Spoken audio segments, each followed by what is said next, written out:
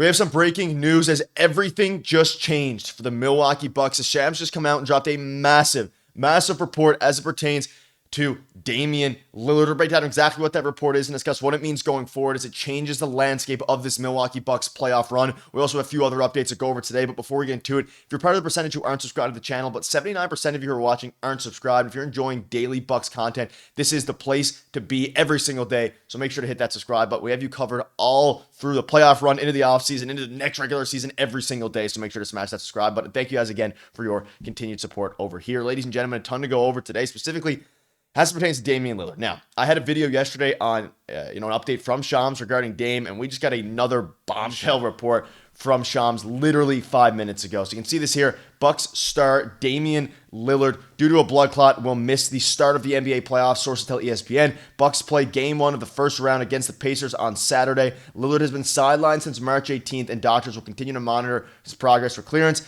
Lillard, however, has made significant progress with the blood clot and remains hopeful for his clearance for the playoffs. So a bunch of different things to go over here. Ladies and gentlemen, it is interesting. So let's start with this one here, and we'll dive into the one that he also gave there. So he is going to be missing the start of the NBA playoffs. Now, this is not exactly, at all what any of us really envisioned. Like, some of us expected, he's been missing, a fair bit of time, especially with the blood clot.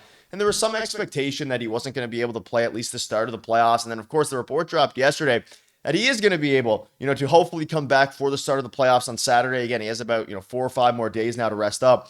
And especially given the report that dropped from Shams yesterday, there was a lot of optimism around, Bucks writers, fans, everybody, that he was going to be able to return to the Milwaukee Bucks this, early in the postseason, whether that's Game 1, Game 2, whatever it ends up being, especially given the fact that it's going to be an interesting matchup for the Bucks, which we'll dive into in a minute here. But Shams came out and again, he said that he's going to be missing Game 1 at the very least, but probably more than that. He'll miss the start of the playoffs. Now, as it pertains to the specifics, he doesn't say whether they're going to miss 1 game, 2 games, 3 games. We know for a fact he's going to miss Game 1 on Saturday. But the way that this is worded is, I would not be surprised if he misses 2 games, 3 games, maybe even the entire first round.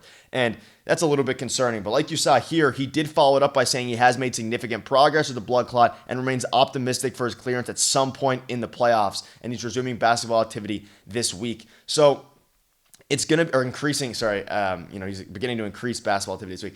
The problem with this is it's a little bit scary because there's no clarity in these reports from Shams. It's that, okay, we know the clarity now is that we finally got some. He's missing Game 1 for sure, and he's probably going to miss more time after that. But the issue then arises where you don't exactly know when he's going to be returning. So, and I saw some of you guys in the comment section were saying, okay, well, at the very least, he'll be able to, some people are saying the Bucks play better without him. Let me know down below, because I think it's a little crazy. Let me know down below, do you think the Bucks are better off without Damian Lillard in the playoffs? Some people comment about that because of the ball movement, all these different things. At the end of the day, Dame is a very good player. He's a borderline superstar at this point. Again, he's 34 years old, but he's been dealing with his blood clot issue, and it's been a big concern. And we had some optimism. I was very much so hoping that he was going to be able to play in the game on Saturday just to kind of set the tone. And if he was going to be healthy, Jericho Sims, all these different guys, hopefully returning soon. We'll have a video on that as well on Jericho Sims coming up here. But regardless of that, it's going to be interesting to see how exactly they go about A, handling his injury, but most importantly, B, seeing how things play out in the future, right? Because we are now days away from the playoffs. The playing games start tonight. Luckily, the Bucks are on the outside looking in of the playoff games, or play-in games, which is obviously a very good sign. But as you start to look at, again, the future of this team in the playoffs, like this playoff run has huge implications. And we think back to, you can see this here. Dame Lillard's possible recovery in the coming weeks should create hope. Thus far, the Milwaukee Bucks have won games, tightened the defense, and found unlikely contributors deep in the bench unit. They've made up ground, built chemistry within their closing lineup, and built something that might genuinely feel sustainable in the long run. And the biggest thing is that they've done that while missing the one guy that they brought in to make them unguardable. In short, they're quietly positioning themselves for their best playoff run since it took the championship home in 2021. This is the interesting thing. Obviously, without Dame, the Bucks have had a ton of guys step up, whether that be Kevin Porter Jr., Ryan Rollins to a degree, even Jericho Sims, all these different guys, obviously not playing the point guard position. The players have stepped up in Dame Lillard's absence, and that's not a debate, and I think ultimately they will continue to step up in the absence of Dame. But the biggest thing now is how, of course, in the regular season, you can kind of get away with that, but it becomes a bit different in the playoffs when you're really fighting for your life. The game becomes, a lot different in the playoffs. It slows down a little bit, and then, of course, at times it speeds up. If generally it slows down. And you need to be able to create in the half court, right? Defense is elevated. Everybody's playing for your lives. You're getting very physical. And of course, teams are going to absolutely zero in on Giannis Antetokounmpo. And they don't have Chris Middleton to provide that backup. Of course, you have some other guys, but for Damian Lillard, him returning is going to be crucial if they want to make a deep run. The good news is you're going up against the Indiana Pacers, who, I think the Bucks have a big advantage over. Now, again, I look at the depth chart. Whether they start Kevin Porter Jr. or Ryan Rollins, like probably Kevin Porter Jr., but regardless of that, you have Taurean Prince, Kyle Kuzma, Giannis, and Brook Lopez, of course, with Dame out. You're going to need some bench contribution from, Bobby Portis, contributions from Gary Trent Jr., AJ Green. They're probably going to have to stretch out a little bit more just because of the fact that Dame is out. You're going to need scoring across the board. And most importantly, you're going to need floor spacing around Giannis. Giannis not a very good shooter. I think like a report and a stat came out that's kind of blowing up on Twitter about how Giannis is like one of the worst jump shooters in the NBA or something crazy like that. If you add free throws to it and use that as a part of the percentage. Regardless of that, I mean, technically, of course, Giannis is a horrible free throw shooter, so he's going to be considered one of the worst in the NBA if you add that. But regardless, you're going to need spacing around Antetokounmpo. You brought in Kyle Kuzma at the deadline. You brought in Kevin Porter at the deadline. That is 2 scores. Defense, remains a bit of an issue for this team, and I think it's going to be something that you just have to fight through. And as you look at the matchup against specifically the Indiana Pacers, you can see this here.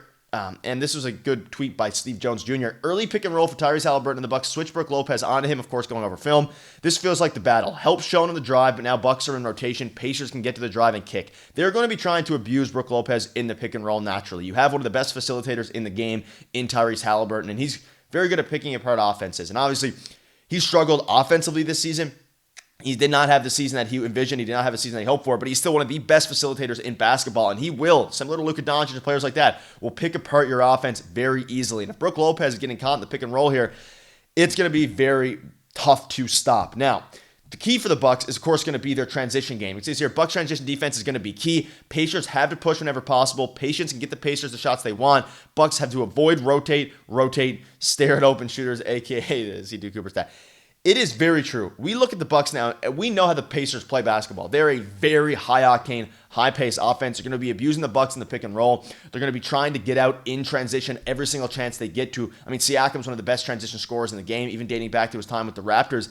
So they need to go out. But on the flip side, you can see this here. The Bucks remember every little person that spoke, every person that spoke about them after crumbling last postseason, every sling and arrow sent their way over the past 8 months. They want to beat the living blank out of Indiana to break the Pacers. And I think the Bucks are going to come out firing. They're going to come out absolutely electric. It's going to be exciting to watch. And I think ultimately they're going to take care of business of the Pacers, but you have to be able to do this with transition defense, being able to stop their high-octane offense, because no one's going to be able to stop Giannis Antetokounmpo. It's just not going to happen. Whether or not you have Damian Lillard or not, it's going to be interesting. Let me know down below what your thoughts are, and things are really starting to pick up surrounding the Milwaukee Bucks. We'll keep you up to date. Cheers.